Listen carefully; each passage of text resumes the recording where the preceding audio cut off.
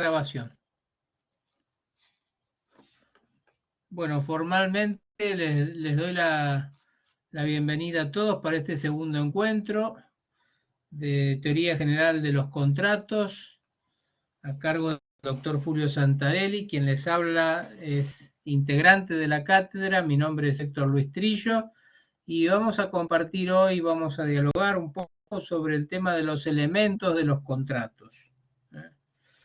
Ustedes recuerden que cuando han visto elementos de los contratos y cuando estudian la parte general de los contratos, en muchas situaciones o institutos que se plantean, remite a la parte de los actos jurídicos en general, justamente por ser, si uno quiere ver al acto jurídico como el género y la especie, el contrato como una especie de ese acto jurídico.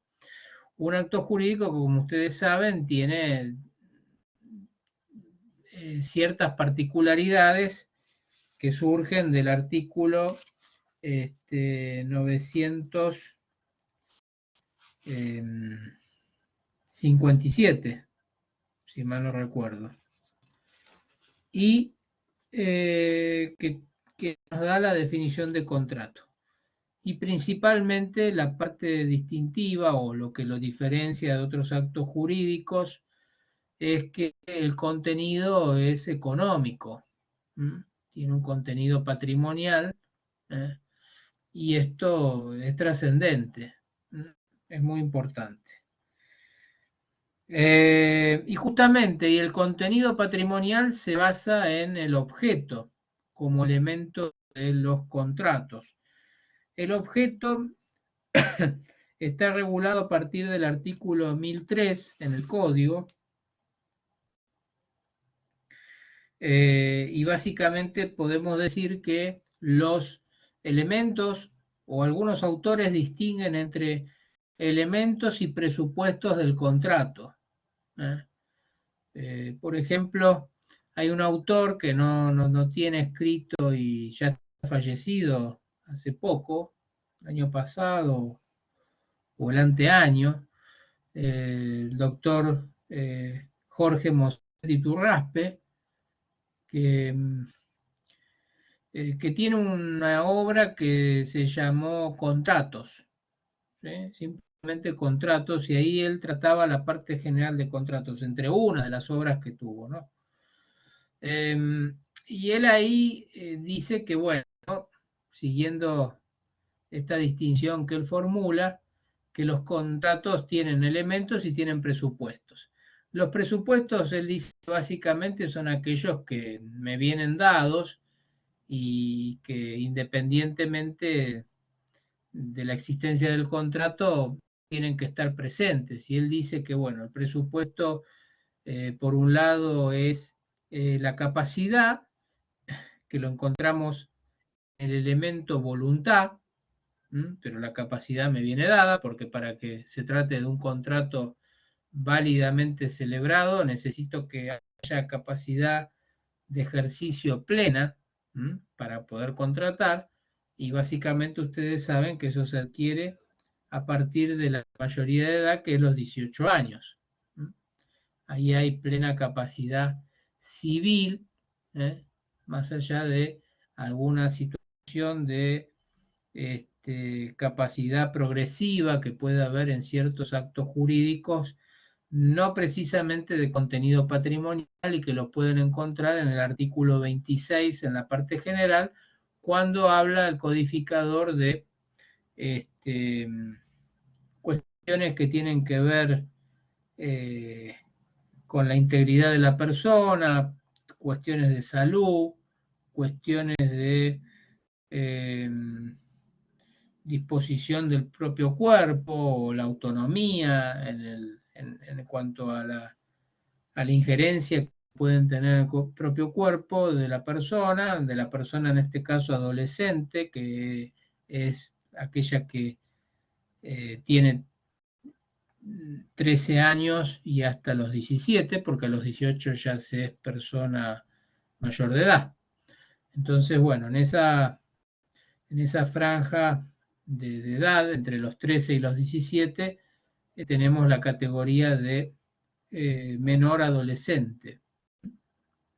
Bueno, ahí da ciertas facultades este artículo que les digo, que es el 26. También hay algunas otras cuestiones con los emancipados que puede darse. Recuerden que la emancipación hoy solamente puede ser por matrimonio y que se necesita de la autorización judicial además de los padres y tener en cualquier caso, tanto el hombre como la mujer, 16 años. ¿Sí? Y que hay algunas cuestiones que tienen que ver, por ejemplo, con la disposición de bienes que hayan recibido por donación, no los pueden volver a donar, salvo que uno de los cónyuges, porque se quiere por la emancipación por matrimonio, sea a su vez mayor de edad, ¿no es cierto? Entonces, bueno, hay algunas situaciones especiales, pero en general a partir de los 18 años podemos decir que no va a haber ningún inconveniente. Y dice, Moset dice, en ese caso la capacidad de ejercicio y la capacidad de derecho, descuento que ya me viene dada para que el contrato sea válido. ¿Sí? Lo que sí necesito es la oferta y la aceptación como parte integrante de ese consentimiento con dos voluntades unilaterales que convergen en un interés común, que es de lo que quiere cada uno a su vez. En un contrato de cambio va a querer algo distinto, pero en última instancia hay un acuerdo sobre ese interés común, cada uno de su lado tendrá su interés, si es un contrato de cambio, insisto, y está representada esa voluntad unilateral que luego se amalgama en el consentimiento justamente con la oferta y la aceptación, como dos voluntades unilaterales de carácter recepticio. Entonces, ese sí es un elemento, la voluntad, que se traduce en el consentimiento. Algunos lo llaman el sujeto, es un elemento del contrato. Está bien, lo que me interesa del sujeto es la voluntad, que se va a traducir en el consentimiento porque necesito dos o más partes, como dice el código. Y la capacidad me viene dada, tendría que estar ya, me viene dada con esa voluntad que luego conforma el consentimiento. Por eso dice Moset, la capacidad es un presupuesto y la voluntad de los sujetos es el elemento de los contratos. Junto a este elemento de los contratos tenemos también el objeto y tenemos también la causa.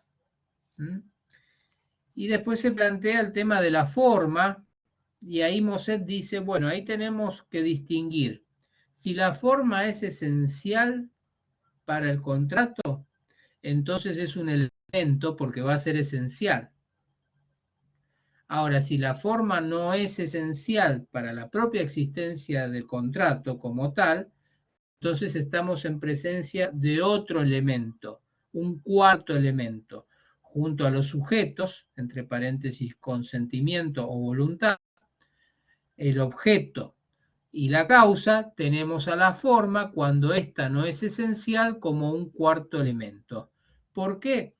Porque la forma de alguna manera también me viene dada y viene implícita, en el sentido de que la voluntariedad está expresada sea en la palabra escrita o en la palabra verbal. Y en ese caso puede ser, ¿sí?, oral o escrita, esa voluntad, la que va a vehiculizar, la que va a transportar a ese consentimiento. Pero bueno, es un presupuesto porque dice, la forma va a existir de todas maneras, sea cual sea, porque hasta verbalmente, si yo voy a contratar a un kiosco y compro un paquete de pastillas, estoy haciendo una compra-venta manual, ¿sí? Y el vehículo que transportó o que vehiculizó ese consentimiento que se dio en ese intercambio, en ese contrato de cambio de compra-venta, fue justamente la palabra, me da tal paquete de pastillas de tal marca o la que sea, o un paquete de cigarrillos o lo que sea. Se entiende, pero quedó plasmado en la palabra oral, ¿sí? No escrita, ese contrato, pero la forma es un presupuesto, venía dado también. Salvo, dice, cuando ya, insisto, la forma tiene carácter esencial.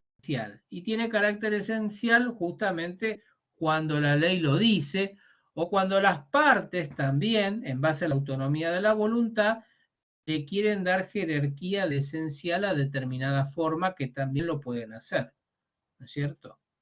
Pero en principio, la autonomía de la voluntad para elegir con quién quiero contratar, o primero, mejor dicho, si quiero o no contratar. Luego, si quiero contratar, elegir la persona del co-contratante. Y luego también elegir el contenido de ese contrato. Dentro del contenido de ese contrato vamos a tener, hay una doctrina italiana que dice, bueno, el contenido incluye al objeto y a la causa. Dentro de ese contenido vamos a tener justamente al objeto y la causa. El objeto va a representar la parte económica y la causa fin, me estoy refiriendo, va a representar el interés de las partes que tuvieron en mira al contratar. Es decir, cuál fue la razón, ahora vamos a ver, determinante de ese consentimiento.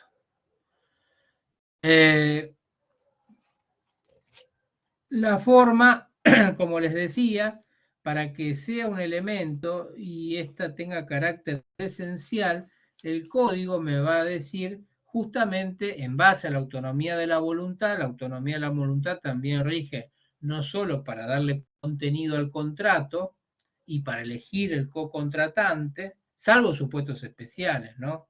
Eso vamos a ver, ¿no? A veces no tengo opciones entre querer y no querer contratar. Por ejemplo, en el seguro de responsabilidad civil.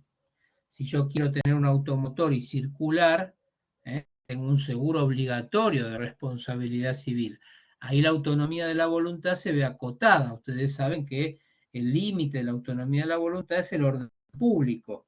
Hay un interés superior, por justamente poner en la calle un riesgo, que es el automotor, ¿sí? Donde me indica, me dice, mire, usted va a tener que contratar. No me dice la compañía, pero bueno, ya la libertad entre elegir tener o no tener que contratar, ahí ya me la veo limitada, por lo menos, ¿no?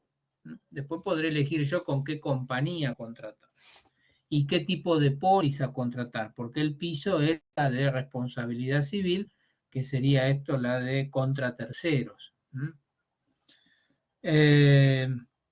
Bueno, entonces, la autonomía de la voluntad llevada al terreno de la forma, también tiene esa consecuencia. Es decir, que si la ley nada me dice, las partes tienen libertad de forma justamente para poder elegir cuál va a ser el soporte, ¿sí? Si escrito u oral, y si en el primer caso, si va a ser a su vez material o electrónico, el soporte que va a vehiculizar ese consentimiento. Evidentemente, si yo, por más que no tenga una obligación de la ley para poder, para elegir determinada forma, lo cierto es que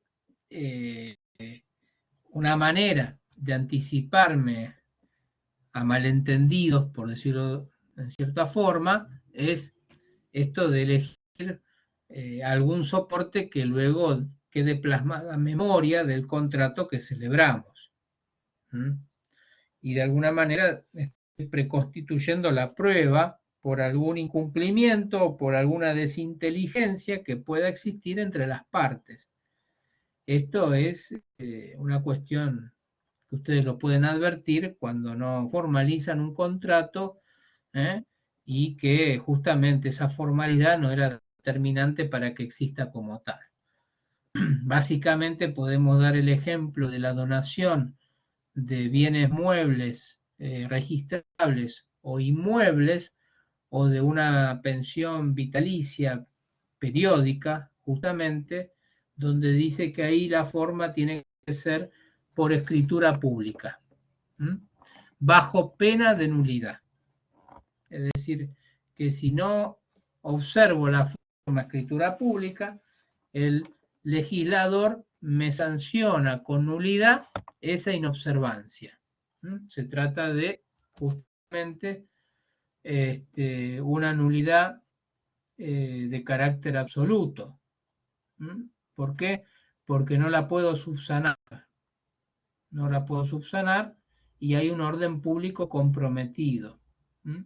El tema de que sea reflexivo ese acto, cuando se trata de un acto de liberalidad, y en última instancia se trata de un contrato unilateral, donde justamente nacen obligaciones solo a cargo de una de las partes, en este caso del donante, que compromete parte de su patrimonio, o todo, pero con alguna reserva, ya van a ver en la parte especial cuando vean donación, ¿sí?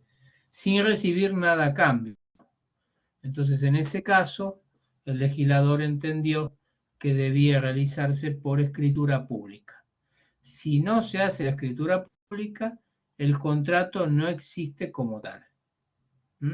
Y ahí dice Moset, bueno, en ese caso la forma también será un elemento y será entonces el cuarto elemento en el orden que hemos enumerado. Con el consentimiento, bueno, ustedes han visto seguramente en la clase anterior esto que se formaba con el con la oferta y con la aceptación. ¿No es cierto? Ustedes me dirán. ¿Han visto algo sobre la oferta?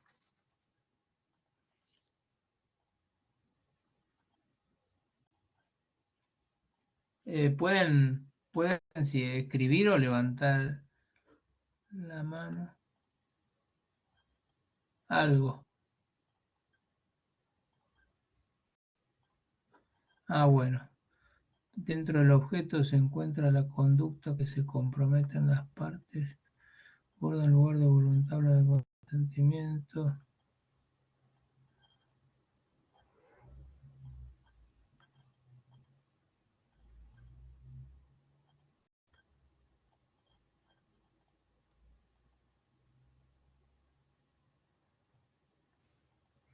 Acá Antonella me dice cápsulas, profe.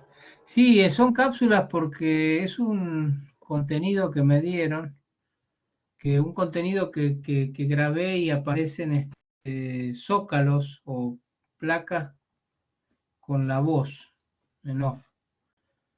Bueno, después se los dejo el link mismo del campus en algún lugar, pero bueno. Después preguntaban acá el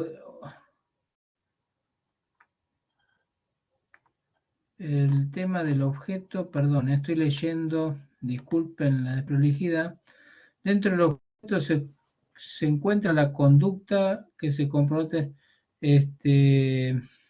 No. El objeto del contrato es la cosa sobre la que recaen los efectos del mismo. Es decir,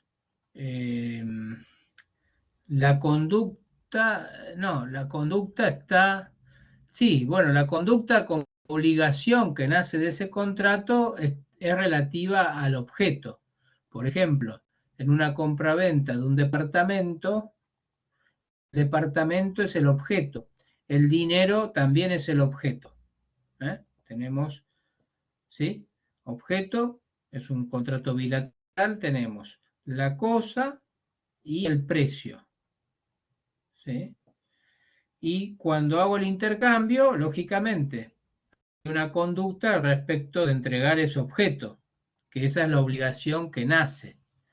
pero el objeto en sí no se confunde con la voluntad ni con la conducta, sino que es el efecto sobre el cual recae, mejor dicho, el objeto es ese sustrato sobre el cual recaen los efectos.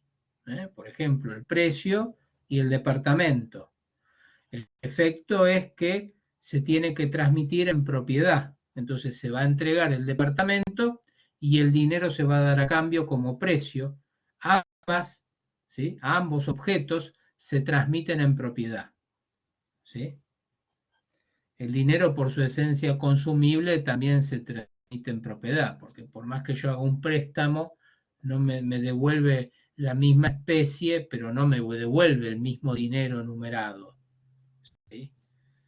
Es decir, pero acá se ve más claro que lo que se transmite en propiedad es el dinero y el departamento lo mismo, ¿no? Es decir, en definitiva, el objeto, los objetos en este caso, es, digamos, es el sustrato material sobre el cual recaen los efectos de ese contrato. En este caso, contrato a su vez típico, o contrato nominado, porque hay una regulación específica en el código, en este caso, que dice en forma supletoria cuáles van a ser las normas que van a regir a las partes en esa relación contractual. ¿Sí? Digo de forma supletoria porque recuerden que los contratos, y en base a la autonomía de la voluntad de las partes, ¿sí? Se rigen en primera medida por la autonomía de la voluntad. Es decir, todas las disposiciones, salvo que sean de orden público, son disponibles por parte de las partes contratantes.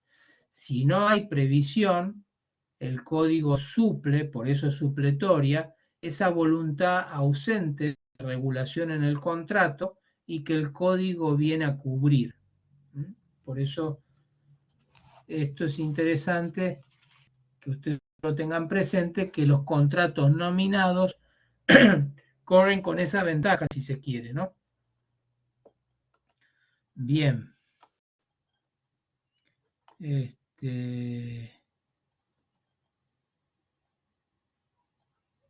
Sí, perfecto. Una persona, la oferta, la manifestación, perfecto.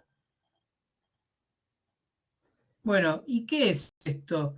¿Persona determinada o determinable? ¿Alguien lo puede explicar? Porque es cierto, la oferta es la manifestación unilateral, ¿eh?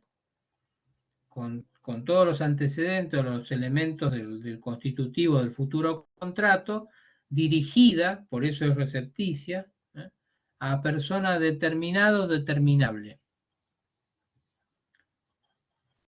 Sí, a ver, Antonella, adelante. ¿Puede abrir el micrófono así en forma ordenada? Que quiero esto un poco hacerlo dialogado. Escuchamos. Podés abrir el micrófono. Ahí? ¿Qué tal? Buenas ¿Me noches, ¿se escu- me escucha? Sí, escucha bien, Antonella. Yo me acuerdo que Buenas bueno, yo la noches. estoy recursando y me acuerdo que usted había dado un ejemplo, no sé si está bien, pero porque si lo recuerdo bien, el tema de la persona determinable, determinado o determinable, por ejemplo, sería en un supermercado, cuando hay una oferta, es por tiempo determinado, y uno va y bueno, se encuentra con esa oferta y termina contratando. Ahí bien no sabría decir cuál sería, si sería determinable o determinada. Y si no, cuando, por ejemplo, nos ofrecen, qué sé yo, algún contrato de telefonía celular por tener tantos puntos, entonces nos ofrecen, qué sé yo, una línea con tantos minutos y con algún plan.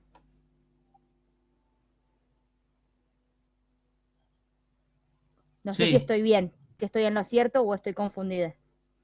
No, yo el primer ejemplo que diste yo diría que es persona indeterminada.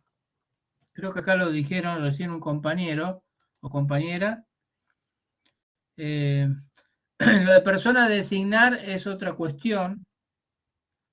tiene que ver con que yo hago reserva de que luego va a ocupar la posición contractual, eso creo que está en el 1029. Hoy justamente eso lo mencionaron en otra clase que tuve de obligaciones, cuando viene un tercero a la relación jurídica.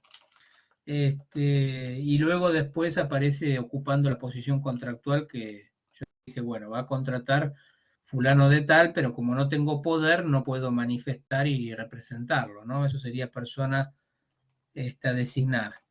Ahora, acá Sosa dice persona indeterminada. Persona indeterminada, no, por favor. Persona indeterminada sería el caso que diste, Antonella, de esto que yo entro a un supermercado o a o qué sé yo, a una casa de electrodoméstico y vi en la vidriera un producto y digo, quiero eso, ¿no? ¿Por qué? Porque es indeterminado porque hay un público indeterminado. Y ahí entramos en el tema de derecho de consumo.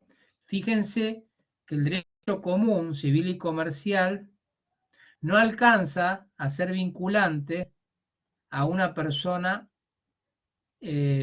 indeterminada o a un público indeterminado. Ejemplo, yo vendo mi auto usado en la calle y le pongo el precio y digo que es primera mano, tantos kilómetros, ¿eh? Todo lo que ustedes quieran para hacer el mejor atractivo del auto usado. ¿Sí? Y vienen y me golpean, y yo no soy revendedor, no me dedico a eso. Pues si no, sería una actividad comercial. Sino que, a ver, tuve 10 años, saqué adjudicado uno nuevo, el vecino que le dije que me dijo, avísame si vas a vender, y le digo, uy, justo lo saqué, lo voy a vender, y me dice, bueno, pero yo justo me anoté en un plan y me están por entregar. Bueno, está bien, no hay problema, lo vendo. No tengo muchos conocidos y lo dejé en la puerta de calle, le puse el tarrito o el cartelito, o circulo con el cartelito y el vehículo, y lo estoy ofreciendo en venta. Eso, si alguien viene y me dice, te lo compro, ¿eh? No es una oferta técnicamente hablando, porque no había ni persona determinada ni determinable. Había un público indeterminado. Yo no decía a quién se lo ofrecía o a quiénes posibles, entre paréntesis, determinables, personas se lo ofrecía. Estaba ahí el cartel y nada más. Con lo cual esto ustedes tienen que advertir en lo que, en este caso, un simple cartel no tiene todos los requisitos de oferta y entonces si alguien dice acepto, no puede aceptar lo que nunca fue oferta, con lo cual no es vinculante para vos. Cosa que en derecho de consumidor sí sucede. La oferta público indeterminado es vinculante para el proveedor. Y esta es la diferencia que ustedes pueden advertir entre el derecho común, léase Código Civil y Comercial de la Nación, artículo 971 que habla de oferta, y el artículo 7 de la 24240 de Derecho del Consumidor, que dice que una oferta a un público indeterminado es vinculante para el proveedor. ¿Qué quiere decir? Que digo, yo quiero el producto de vidriera, se acabó, no, estaba publicado ahí, le saco una foto, entré con la foto y le digo, quiero este. Yo ahí manifesté mi aceptación, con lo cual quedó cerrado el consentimiento. Ergo, está obligado a hacerme entrega y yo a pagarle el precio que está publicado en la vidriera. ¿Se entiende esto? Sí, Entonces, profesor. el ejemplo, más que nada, que dista Antonella, entiendo yo que sería más para consumidor y que ahí sí llega esta persona indeterminada, cosa que el derecho común llega a persona determinable.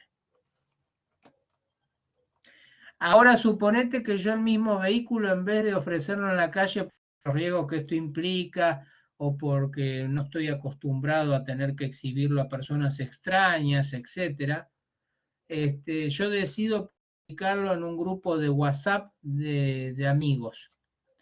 o de padres del colegio de va mi nena y concurre ella, o de un grupo donde vamos a jugar al fútbol, etcétera. Pero es cerrado el grupo.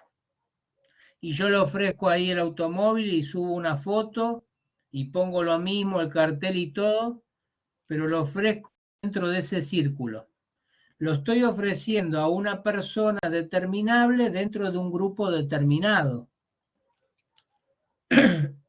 ¿Entienden? Y yo ahí, hasta ahí llega el código.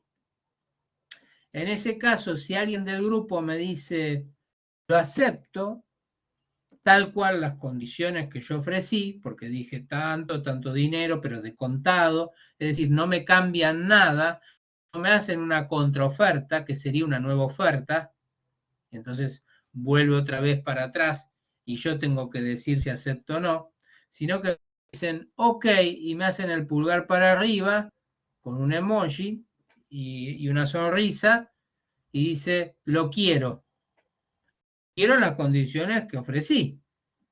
Entonces ahí sí se estaría configurando este supuesto relativamente limitado, pero hasta donde llega el código, que es persona determinable. Ahora, si yo voy al vecino y le digo, y no, él no se metió en ningún plan, y le digo, ¿recordás el auto que me dijiste que por ahí tenías interés? Yo saqué adjudicado uno nuevo, te lo vendo, estas son las condiciones, etcétera. Estoy hablando con él en la puerta de la casa, y me dice, dale, te lo acepto. Ahí yo le estaba dirigiendo a persona determinada. O en un horario de la noche tarde, y se lo mando por mail porque tenemos una cierta ida y vuelta por mail por la relación comercial que tenemos. Si esto te lo ofrezco a vos personalmente porque una vez me dijiste y se lo mando al casillero de él exclusivamente, persona determinada. Y me contesta por el mismo mail, ok, dale para adelante. Ahí me está manifestando la aceptación. Y ese sería determinable sería el que dimos intermedio recién, como ejemplo el grupo de WhatsApp, ¿sí? E indeterminado, donde no alcanza el derecho, pero sí el consumidor, sería el ejemplo de la casa esta de electrodomésticos del supermercado.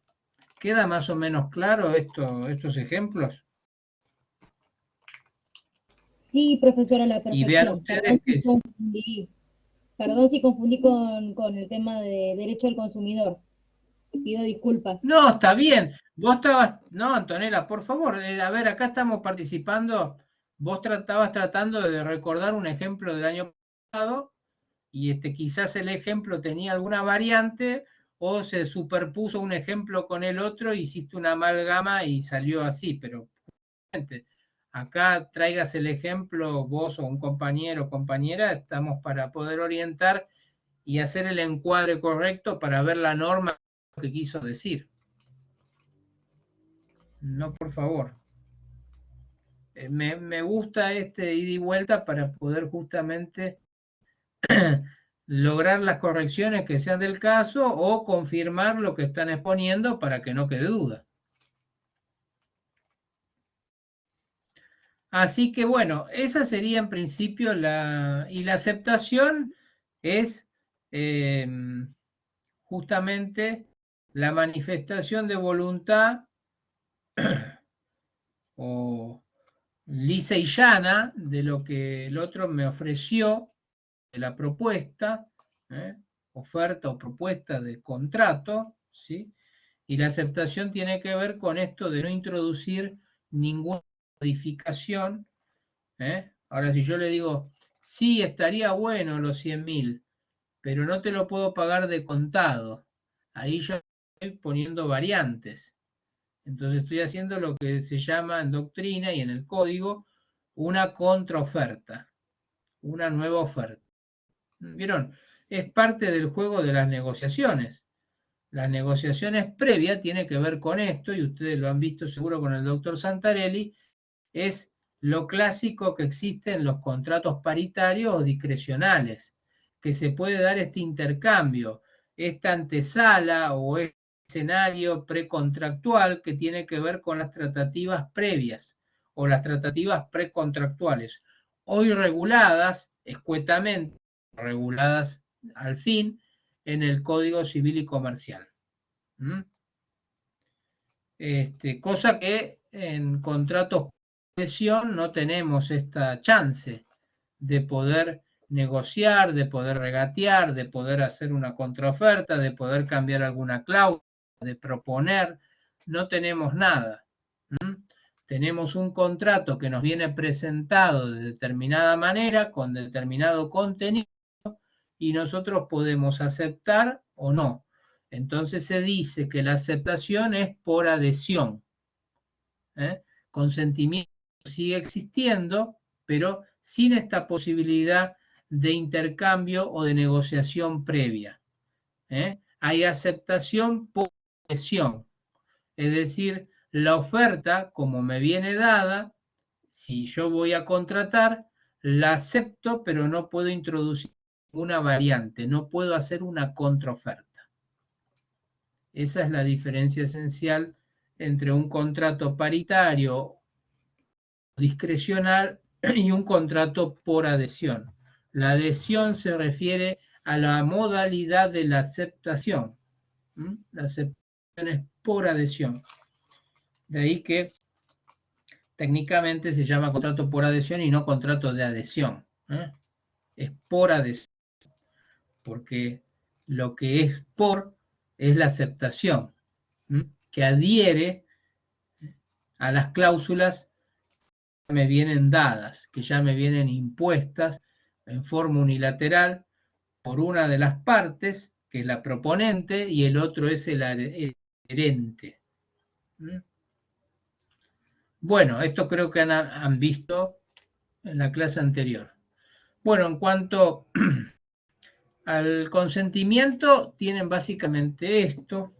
Hay de alguna manera algunas cuestiones para poder ver, pero para no extenderlo tanto, y como también el tema del horario es un poco crucial, yo lo que les diría es que el objeto lo tenemos en el 1003 del código y artículos subsiguientes, y tiene que ver con el bien o cosa sobre el cual recaen los efectos. Y remite a todo lo que no se diga acá, remite a cuestiones del acto jurídico, del objeto del acto jurídico, justamente porque el acto jurídico es el género y el contrato la especie, como dijimos. Fíjense que hay cuestiones interesantes acá, solamente para mencionarles a ustedes. Cuando habla de objeto prohibido en el 1004, hay cuestiones que tienen que ver, por ejemplo, y acá se ve la constitucionalización del derecho privado y todo esta impronta de la persona humana, teniendo en consideración su dignidad, y una de las cuestiones que dice que también será prohibido cuando afecte el objeto, cuando afecte a la dignidad de la persona humana. Esto es una cuestión que no estaba en el código anterior, pero vieron que además de que no sea contrario a las leyes, que no perjudique derechos de un tercero, que no contraríe la moral y las buenas costumbres, ni el orden público, ni tampoco la dignidad de la persona humana. Una cuestión a tenerlo también en cuenta, que puede ser objeto prohibido por este lado también. Y después tengan en cuenta, hay un artículo muy interesante cuando habla del objeto, que es el 1010, que habla de la herencia futura. En principio es inmoral y por lo tanto de objeto prohibido poder pactar sobre herencias futuras. Por ejemplo, no podría yo, mi hermano, comprar una herencia de mis padres que todavía no han muerto. Primero porque no sé qué bienes va a haber. Si yo estoy comprando una parte de un inmueble, ¿sí? La herencia es el patrimonio que se convierte en tal, en herencia, cuando la persona fallece y el titular pasa a ser causante. Pero hasta tanto eso no suceda, pueden disponer libremente, con lo cual puedo estar comprando, más allá que es inmoral, puedo estar comprando algo que luego no va a existir, porque cuando muera lo que compré, a lo mejor ya no está en el patrimonio de mis padres. Entonces, es impracticable también esto de poder contratar sobre una herencia futura. ¿Mm? Sin embargo, el 1010, pensando en lo que es la conservación de una empresa, y más que nada una empresa familiar, permite estos pactos sobre, por ejemplo, cómo se pueden dilucidar ciertos conflictos, cuando los padres, que son los fundadores de la empresa, no estén. Entonces, esto está relacionado mucho al tema societario y a lo que se llama modernamente como protocolos de empresa. Es un tema muy interesante y que hace a la prevención de los conflictos y a justamente anticiparse a que los mismos puedan resolverse en términos amigables y que haya previsión de cómo, cuándo y a través de quién se va a resolver un conflicto familiar, porque ahí se entremezclan cuestiones de familia, de cuestiones de negocio, de cuestiones de dinero, y a veces hay objetividades y demás que interfieren en el buen desarrollo de la empresa. Y esto el código lo captó y lo viene a regular y lo viene a permitir como excepción, que la herencia futura pueda ser objeto de los contratos, ¿sí? Solamente cuando se refiera a los supuestos enunciados en el segundo párrafo del artículo 1010.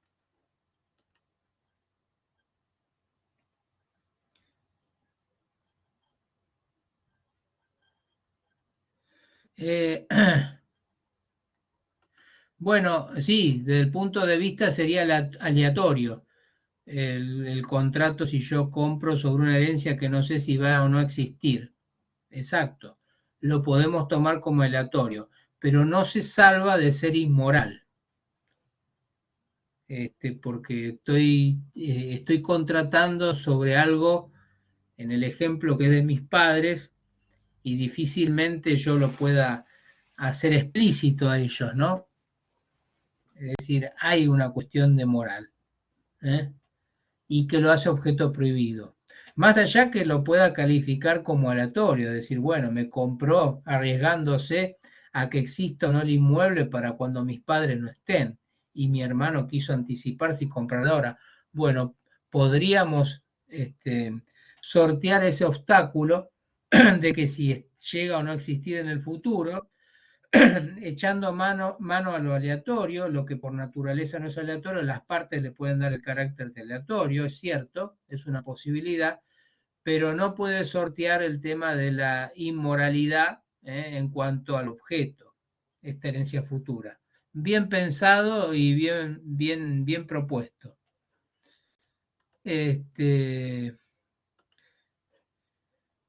Bueno, lo otro, después el 1009, otro artículo muy interesante que uno cuando dice, pero está embargado, pero tiene una hipoteca, pero tiene esto, bueno, recae una medida cautelar, etcétera, hay una anotación de litis, se va. Bueno, miren, todos los bienes que estén sujetos a un juicio o que recaigan sobre él medidas cautelares, por ejemplo, un embargo, pueden ser objeto de los contratos. Yo lo que estoy comprando es la cosa, por ejemplo, el inmueble, tiene deuda por alimentos, el padre no pasa y le embargaron el inmueble, perfecto. Compro también el juicio. Es decir, esto es un tema de cálculo-beneficio y de ver números, pero no está prohibido porque esté embargado o porque esté sujeto a las resultas de un juicio. Eso sí, entra el concepto de aleatoriedad del contrato, donde yo puedo presentarme en un juicio y decir, bueno, a ver acá, hay alguien que quiere usucapir un inmueble, quiere con el paso del tiempo adquirir la propiedad y estuvo más de 20 años, pero esto está en juicio. Hasta que no haya sentencia firme que reconozca la titularidad en el que se presenta como usucapiente, es decir, el poseedor por más de 20 años, es incierto. está sujeto a un litigio.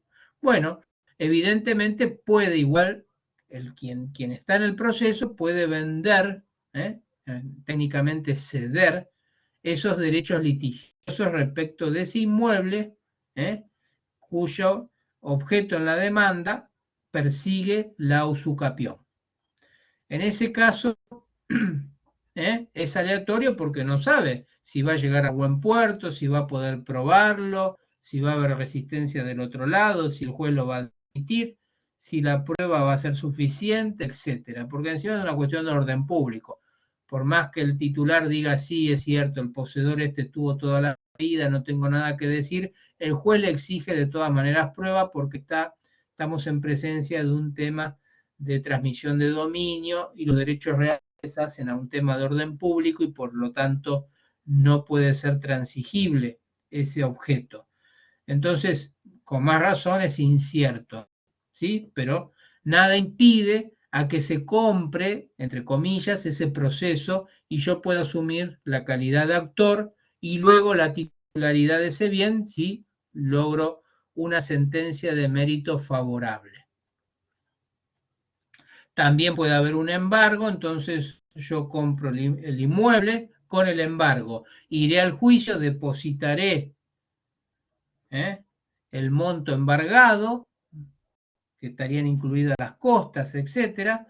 Lograré que me den conformidad para levantar el embargo, diligenciaré el oficio de levantamiento de embargo en el registro de la propiedad y me queda el bien limpio, como se dice en la jerga, de algo que ya compré con ese embargo y que el registro hace la publicidad y me anoticia a mí de que, ojo, cuando compre este bien, fíjese que tiene una medida cautelar trabada. Pero no impide, eso también es importante, porque no se puede comprar porque está en juicio. No. Ahora, distinto es si la persona está inhibida, ese es otro tema.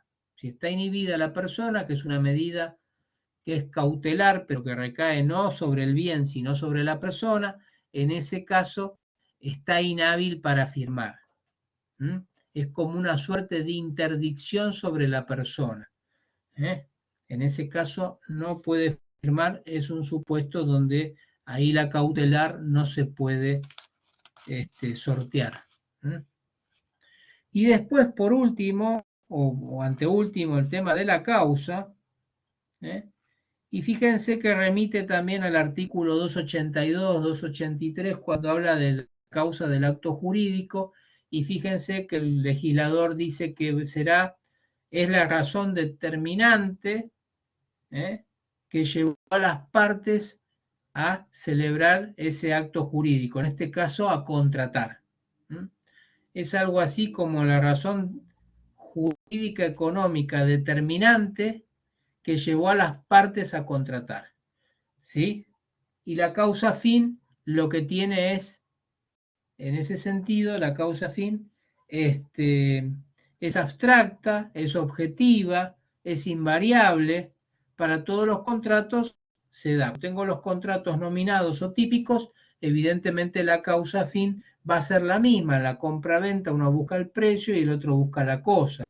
En la donación uno busca beneficiar a alguien porque tiene cierta consideración, pero hay una causa fin, hay una razón determinante que me llevó a mí a contratar.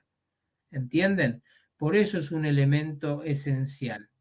Si la causa fin no existe o tiene algún defecto, entonces puede el contrato caer, por justamente la ausencia o la falla en un elemento esencial del contrato. Y por último tenemos la forma en el 1015 que habla de la libertad de formas y después tenemos los contratos cuando son formales. Cuando son formales, la forma puede ser a los fines probatorios, se dice que es ad probationem, o si no puede ser formal porque lo impone la ley. Y en este caso la formalidad puede ser absoluta o relativa. Si es absoluta es bajo pena de nulidad. Y si es relativa, me impone determinada forma, pero me permite una subsanación ulterior. Ejemplo de lo primero, si es una formalidad absoluta, sería la donación de inmuebles, donde si de entrada no celebro el contrato por escritura pública, no vale como nada. Es decir, no vale como contrato, ni puedo obligar al otro a hacer un contrato de donación, ¿sí?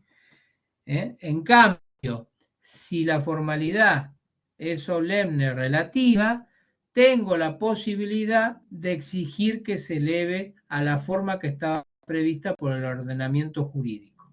Típico ejemplo de este último es el boleto de compra y venta inmobiliaria, donde no se celebró para transmitir la propiedad de un inmueble por escritura pública y se celebró en un instrumento privado, que no es instrumento hábil para poder transferir el dominio como obligación que nace del contrato de compra y venta, ¿sí? Pero en ese caso nace la obligación de hacer escritura pública y esto lo tienen ustedes como solución en el 1018. ¿Cuáles son los supuestos de formalidad o de contratos formales relativos? Es decir, aquellos que debiendo ser hechos en escritura pública no se hicieron, pero que luego se puede esto salvar y ulteriormente pedir que se haga la escritura pública, son los del artículo 1017. ¿Cuáles son los de solemnidades absolutas? Bueno, lo dice el código disperso, pero básicamente está en la donación como caso indiscutible. Cuando son bienes muebles, registrables, inmuebles o se trata de una renta vitalicia gratuita y que justamente se paga en forma periódica, ese caso también. ¿Sí? Y después tienen acá el 1018, que es la consecuencia de no haber hecho la escritura pública en los de solemnidad o en los solemnes relativos. 1015, a ver, perdón, sí, no les dije los artículos. En el 1012 empieza el tema de la causa, tiene algunos artículos, 4 o 5, y en el 1015, empieza el tema de la forma, también tiene 4 artículos. Y antes dijimos que el 1003 empezaba el objeto, y el 1071 habla del consentimiento. Esos serían los 4 elementos y o presupuestos, como vimos al inicio. Bueno, ¿alguna inquietud hasta acá? Hemos dado un pantallazo sobre los elementos y algunas preguntas que surgieron al inicio. Si ustedes me permiten, yo lo que haría, primero agradecerles por estar del otro lado, por haber estado esta hora o hora y monedas que ya nos hemos pasado, y justamente para respetar esa hora y para poder contar con esta clase en el repositorio, para que la tengan disponible, voy a detener la grabación porque el tiempo es limitado. Y ahora continuamos unos minutos, si quieren, pero ya fuera de la grabación.